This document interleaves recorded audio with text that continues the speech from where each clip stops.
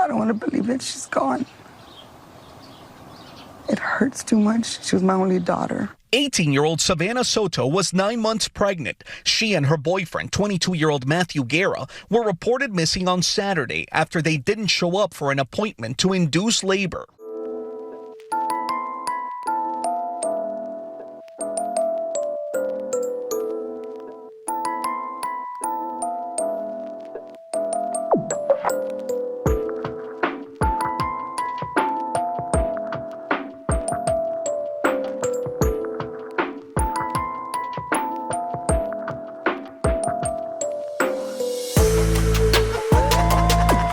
Welcome or welcome back, and thanks for being here. I'm Cassie, and this is A Wicked World. The story I have for you today is about a pregnant woman who was about to give birth when suddenly she and the baby's father went missing. This is the story of Savanah and Fabian Soto.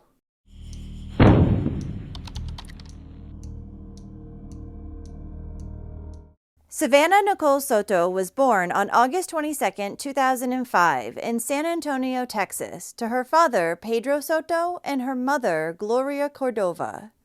When Savanah was 15 years old, she met her boyfriend, who was 19 at the time, Matthew Guerra. Now, due to Texas's Romeo and Juliet law, this was completely legal too, even though Savanah was underage. The couple had met in high school, and they moved in together at one point as well. While they'd been in a relationship for some time, it was said to be a very toxic one. One particularly bad incident that happened between the two occurred on Christmas Day of 2022, when Matthew assaulted Savanah. He was seen on doorbell cam footage punching and kicking her in the face after he screamed, "Fuck you, bitch, you betrayed me." According to a neighbor who had witnessed the attack, Matthew had assaulted Savanah, then kicked her down the stairs while she was unconscious. He had kicked her in the body and in the face, and Savanah had to get stitches following this incident. This neighbor also claimed that she would hear the two arguing nearly every day, as well as having physical altercations. Matthew had then been arrested and placed on probation until June of 2024. At first, there was a restraining order against him as well, requiring that he have no contact with Savanah. However, just 2 weeks later, this order was violated and Matthew was arrested once again. Not only had he contacted Savanah, but he was also arrested on charges of unlawfully carrying a weapon, reckless driving, and evading arrest. For some reason after this, the terms of Matthew's restraining order were slightly lifted, and he was now allowed to see and speak with Savanah, as long as he was not contacting her in a harmful manner. He was then placed on probation until February of 2025. Now, Savanah's mother, Gloria, and other family members had tried to convince her to leave the relationship, knowing it was no good. However, believing that she was truly in love, Savanah would go back to Matthew shortly after. Then, at the beginning of 2023, the couple would find out that they were expecting a child, and Savanah was due in December. Savanah was especially excited to become a new mom, and her and Matthew began planning and preparing almost right away. They would soon find out that they were expecting a little boy, and they would name their son Fabian. But Savanah's due date would come and go, with no little Fabian making his way into the world. So her doctor scheduled an appointment for her to be induced on December 23rd, 2023. However, when that day arrived, Savanah and Matthew's families were unable to get a hold of either one of them. In fact, no one had seen Savanah since the day prior, around 2 p.m. Her mother, Gloria, would try to call her phone multiple times, but she received no answer. It seemed her cell phone had been shut off. At that point, Gloria decided to go over to Savanah and Matthew's apartment, but when she arrived, no one answered the door, and Matthew's car was gone from the parking lot. While there was no signs of any forced entry into the couple's apartment, there was also no sign of them either. All of this seriously concerned Savanah's mother, so she contacted the police and filed a missing persons report. Matthew's mother and father, Gabriel and Raquel, had also begun panicking when they were not able to get a hold of him, and around 2:30, they would also call and make a missing persons report.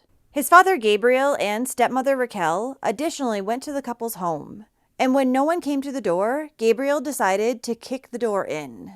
Upon entering the apartment, he found that there was a candle still lit, and Fabian's diaper bag that Savanah had planned on taking to the hospital was still sitting there. Police, however, did not seem that concerned about the situation, even after they had searched through Savannah and Matthew's apartment. Their families were told that they were adults and they could come and go as they wished. Maybe Savannah and Matthew had just left town for a couple of days. But the families knew that something was seriously wrong. Savannah was supposed to give birth any day now, and she would not just take off like that. Luckily, by December 25th, Savannah and Matthew's families were able to convince authorities of the same thing. So on Christmas Day of 2023, a clear alert was issued for Savannah and Matthew. Now, a clear alert stands for Coordinated Law Enforcement Adult Response, meaning it's like an Amber Alert for missing adults. The search for the couple then officially began, and Savannah's family and friends also organized a search of the area looking for her. However, they would have no success. We love her, we miss her, whatever's going on. Let her come home so we can have a Merry Christmas with her. The following day, December 26th, Matthew's gray Kia Optima was discovered parked outside the Colinas at Medical apartment complex on Danny K Drive in San Antonio. Once police were notified of this, they went out to search the vehicle, and there they would find both Savannah and Matthew deceased. They had both died from gunshot wounds to the head, which had been directly behind their right ears. The couple's unborn baby, Fabian, was also pronounced dead at the scene. It looked like they had been sitting there in this condition for days. Savannah was found sitting in the passenger seat with Fabian's car seat directly on her lap, and Matthew was found in the back seat with his pants pulled down to his ankles. My heart is broken right now. And nothing's ever gonna replace her. She was a good girl. She loved sports. She played basketball with her brothers. But she was a heart. She was beautiful inside and out. She was shot. And all that was going through my mind was the baby. Is the baby still alive? What was she thinking? Was she crying out for me? What we're looking at right now is a very, very perplexing crime scene. And detectives right now are looking at this as a possible murder, but we don't know for sure. Questions remain over what went wrong and how the missing mother-to-be was not found for days, even though she was minutes from home. It turns out an alert to find her was only sent to people living in Leon Valley and not the rest of San Antonio. This originating in Leon Valley, that's why it came out from there, the alert, clear alert. Was there ever any indication that SAPD should have put out a clear alert of their own? No. Savannah was found just outside of Leon Valley. SAPD is now in charge of the case. Now, since the couple had had a tumultuous relationship, rumors quickly began to swirl that Matthew had taken Savannah's life and then his own. As far as what happened to her, I think it has something to do with him and things that he was doing, not my daughter. Savannah's sister-in-law came out and said that Matthew hadn't changed since he was arrested for hurting Savannah back in December of 2022. And he'd been putting his hands on her while she was pregnant. The sister-in-law claimed that Savannah had been seen by her family with bruises on her that were from Matthew. These rumors about Matthew ending Savannah's life would be quickly dispelled when police stated that while they'd found shell casings in the vehicle with the couple, there was no murder weapon. The medical examiner additionally confirmed that both Matthew and Savannah had been murdered. Matthew even had a contact wound to his head, meaning that the gun had been placed directly up against it before it was fired. And he had drag marks found on his body. Shortly after discovering their bodies, authorities began asking the public for help in identifying two people of interest that had been seen on surveillance footage at the apartment complex where Savannah and Matthew had been found. One person in the video was seen behind the wheel of a dark pickup truck, a Chevrolet Silverado, that had a cover over the bed, while the other person was seen driving Matthew's gray Kia. The video showed the Chevy pulling into a lot close to where the bodies were found. Then, the Kia pulled in next to the truck, facing the opposite direction. The respective drivers are seen getting out and briefly conversing before getting back into their vehicles, after which the Silverado followed the Kia behind the building. 3 minutes later, only the Silverado drove away from the scene.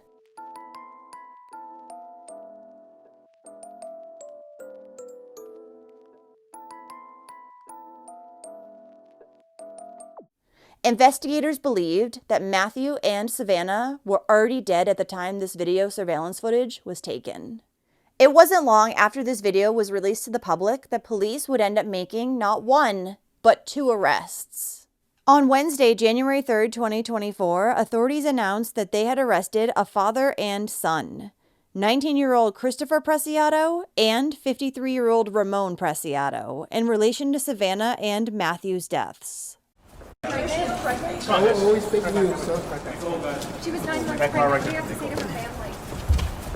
The son's going to be charged this evening with capital murder, and the father's going to be charged with use of the corpse. We do expect more charges to be pending. So I'm not going to go into the whole thing. We all know what kind of led us to this to where we are today. I will say that when we recover, or when the bodies were discovered on Danny Cave, obviously the investigation began. SAPD detectives made that location and started collecting evidence. One of the key pieces of evidence that we did collect at the scene was Savannah's cell phone, and so that was handed over to our technology team, who was able to download some information on there. With the assistance of the U.S. Secret Service, we were able to get enough information, and so that information was given to our detectives today. With that information, the detectives were able to find a possible location of where the suspect vehicle that was released on that surveillance camera, the surveillance video, possible location where that suspect vehicle might be. They made that location, and sure enough, the vehicle was there. They did a little bit of surveillance on the video, or on the vehicle, and then were able to determine which house it belonged to. They went up, knocked on the door. The first gentleman, the first individual, the father, answered the door. He knew why the police were there. Was cooperated fully with the investigation. We're right here to headquarters, and our detectives were able to start interviewing both the son and the father. Again, they were both at the home. They were both brought down here, and the interrogations began.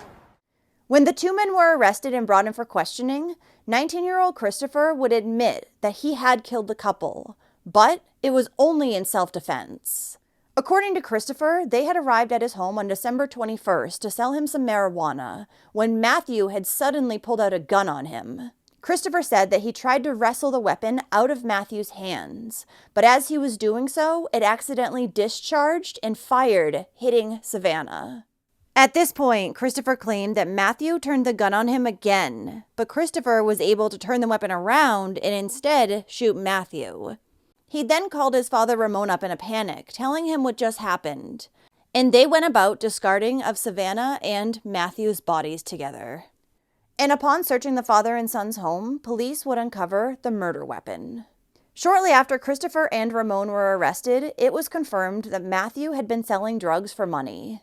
Investigators learned from his family that he had been selling drugs via social media. They also learned that people had wanted to rob him and that he had been shot at in the past. Therefore, they believed this was all the result of a drug deal gone wrong.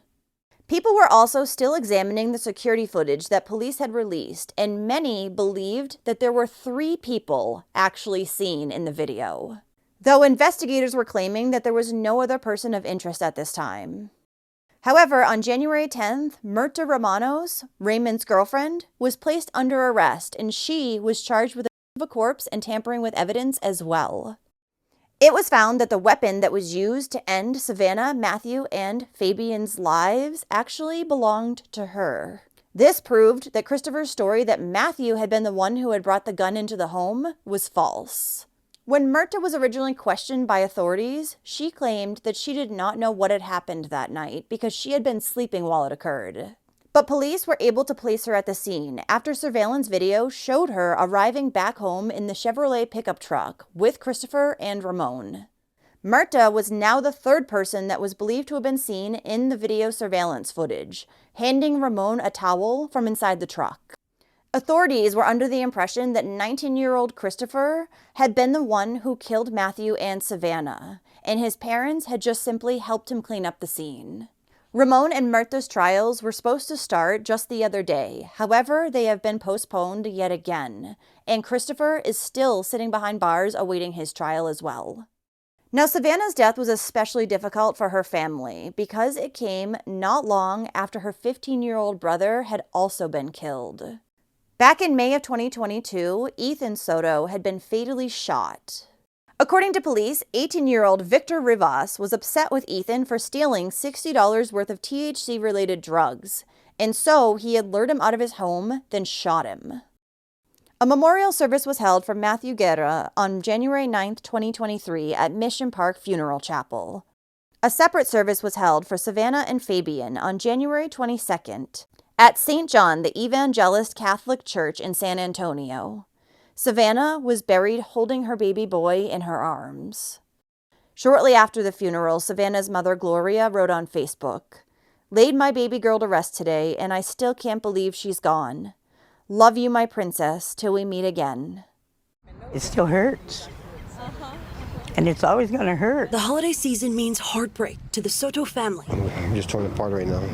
It's been rough. It's been so hard. 1 year ago, the bodies of pregnant Savanah Soto and her boyfriend Matthew Guerra were found. We want justice for them, for all three of them, Matthew and Savannah, baby Fabian. It's been real hard, for everybody.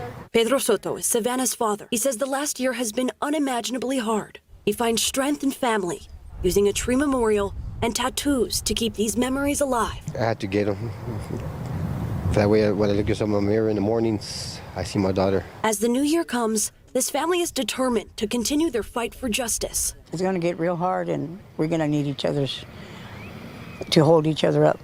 A family together, but one facing heartache. This coming year, just know that the Soto families and the Guerra families will be together to get justice for all three of them.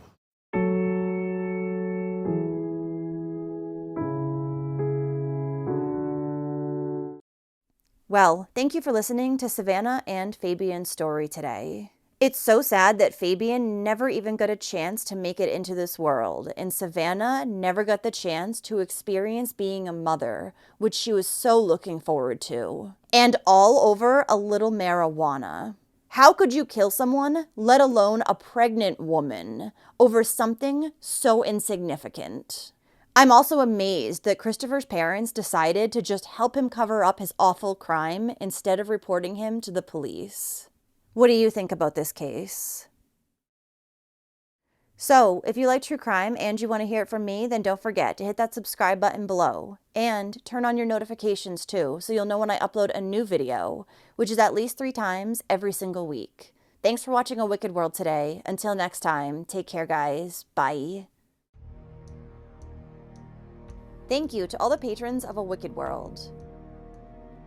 Now, there's even more of A Wicked World on Patreon, so check it out on patreon.com/awickedworld. or use the Patreon app. You'll have access to exclusive videos each month and more. Any support truly helps to make sure the victims are never forgotten and to highlight the shortcomings of society associated with each case.